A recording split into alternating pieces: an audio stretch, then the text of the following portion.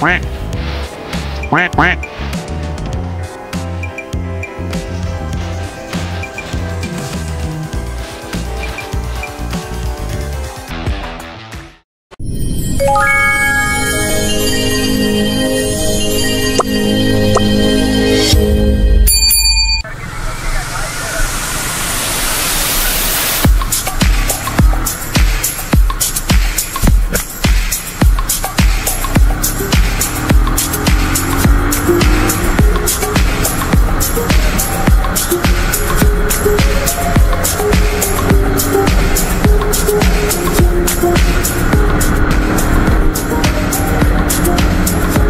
আসসালামু আলাইকুম বন্ধুরা, আশা করি সবাই অনেক ভালো আছেন। হঠাৎ করে প্ল্যান হইল আমরা সবাই ঘুরতে যাব কুমিল্লা জেলার ঐতিহাসিক শালবন বিহারে। তো যেই কথা সেই কাজ, বেরিয়ে পড়লাম। আমরা 6 জন 4টি বাইক নিয়ে আল্লাহর নাম নিয়ে বের হলাম।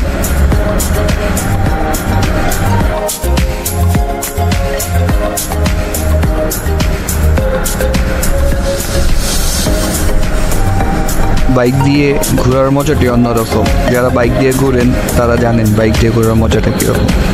আর বাংলাদেশে ঢাকার বাইরের রোডগুলো এত সুন্দর, যেন প্রকৃতি তার সৌন্দর্যগুলো ফুটিয়ে তোলার জন্য তারা নিজেরাই নিজেদের মধ্যে প্রতিযোগিতা নেমেছে।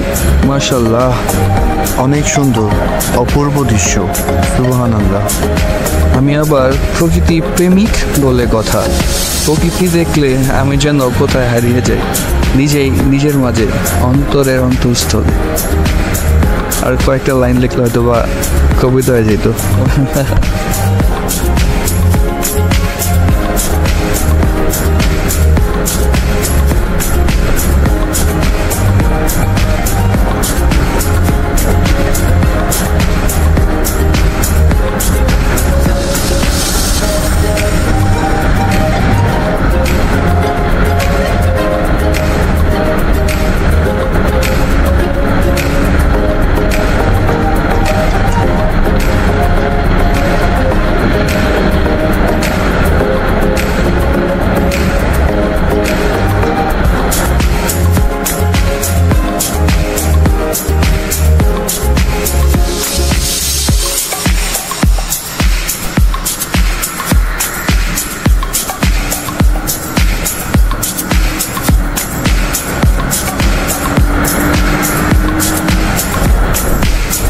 আজকে এই ভিডিওতে আমি আপনাদের মাঝে তুলে ধরব শালবন বিহারের ইতিহাস এবং ঐতিহ্য, এবং আপনাদের ঘুরিয়ে দেখাবো শালবন বিহারটি।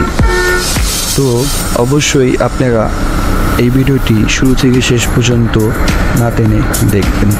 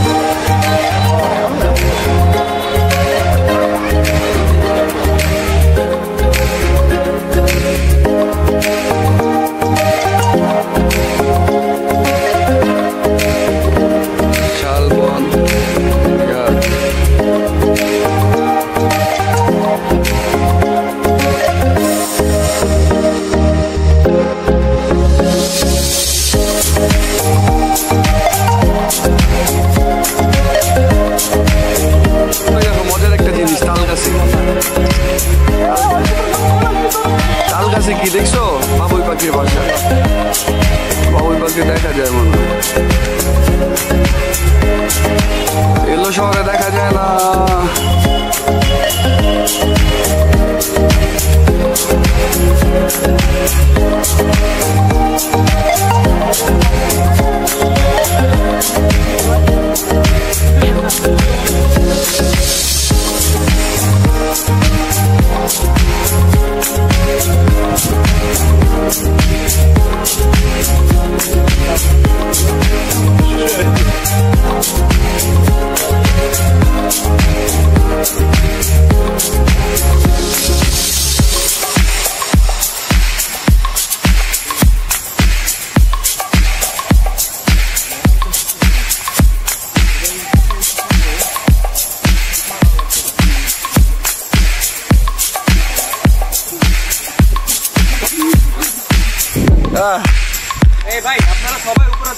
আমাদের মিজান, ইয়ামাহা মিজান।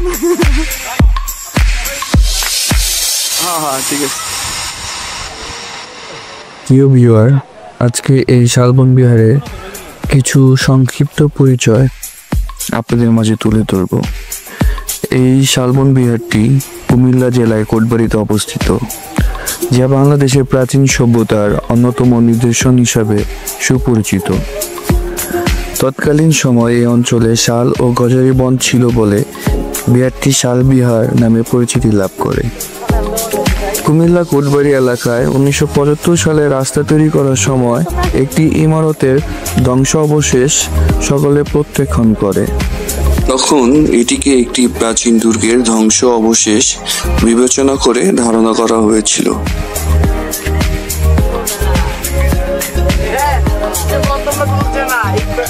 ধারণা করা হয় এটি সপ্তম ও অষ্টম শতাব্দীতে তৈরি। মূলত এই বিহারটিতে শিক্ষা দীক্ষা কাজে ব্যবহার করা হতো। এই বিহারটিতে 115টি কক্ষ রয়েছে। এই 115টি কক্ষে 115 জন করে সে সময় শিক্ষা অর্জন করত। ঢাকার খুব কাছেই এই কুমিল্লা বৌদ্ধ বিহারটি। তো আমরা ঘুরতে আসলাম, ঘুরতে এসে আমাদের খুব ভালো লাগছে। যারা ঢাকায় বা ঢাকার আশেপাশে থাকেন, আপনারা ইচ্ছা করলে এখানে ঘুরতে আসতে পারেন। আশা করি এখানে ঘুরতে আসলে আপনাদের সবার ভালো লাগবে, খুব সুন্দর একটি সময় কাটবে।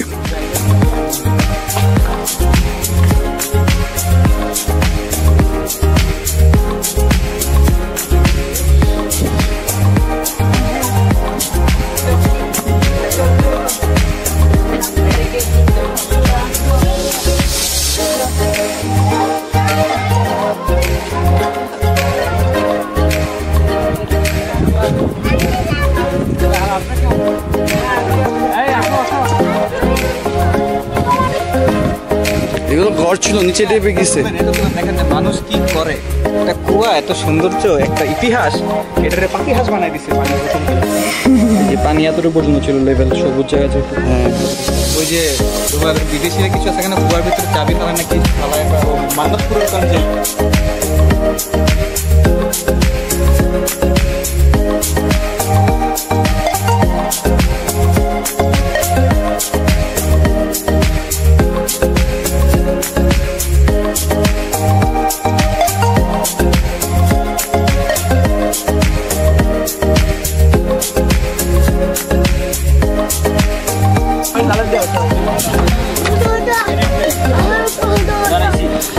আগে উপরে দেখে আসি। তবু তুলো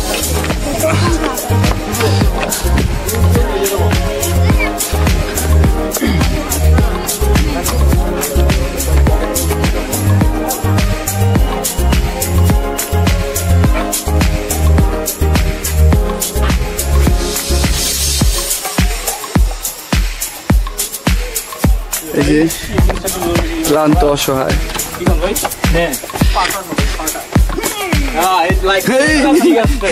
এইবার ঠিক আছে।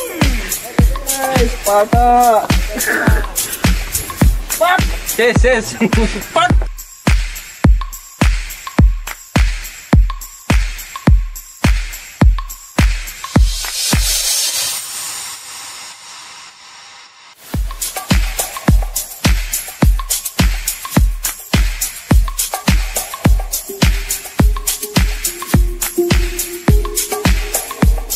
বাই বাই বৌদ্ধ বিহার।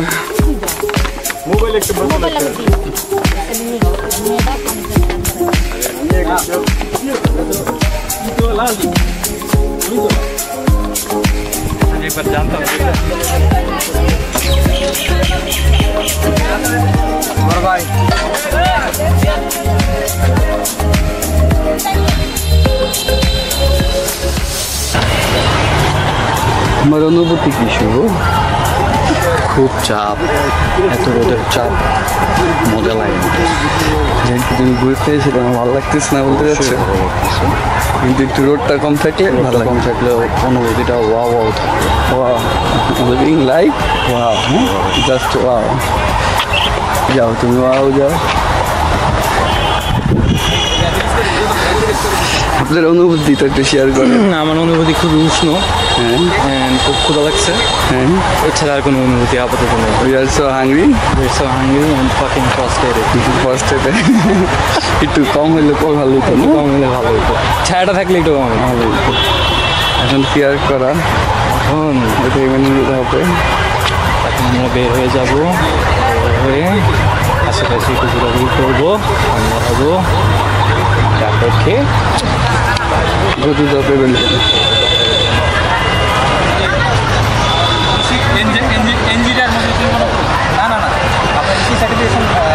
তোমার অনুভূতিটা কি বলো? অনুভূতি গরমে শেষ, তারপরে আসলাম তেল ছাড়া সিদ্ধ হইতেছি, মানে বাংলা কথায় না ইংরেজি কথায় স্টিম হইতেছি। স্টিম, হ্যাঁ ভাব বেরোচ্ছে শরীর থেকে লিটারালি।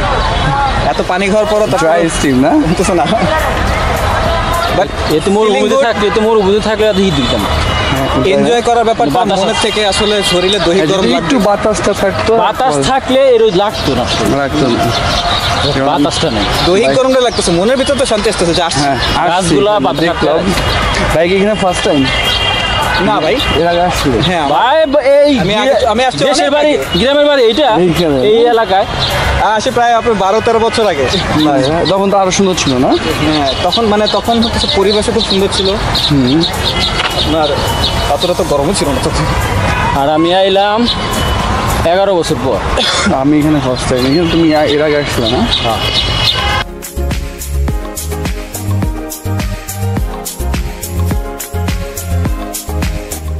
আপনাদের কাছে এই ভিডিওটি যদি ভালো লাগে তাহলে অবশ্যই শেয়ার করবেন, লাইক, কমেন্ট ও সাবস্ক্রাইব করে পাশে থাকবেন। আজকে এই পর্যন্তই, আশা করি ভালো থাকবেন আর দোয়া করবেন আমি খুব শীঘ্রই জানি আপনাদের মাঝে আরেকটি নতুন ভিডিও নিয়ে বা ব্লগ নিয়ে আসতে পারি। আল্লাহ হাফেজ।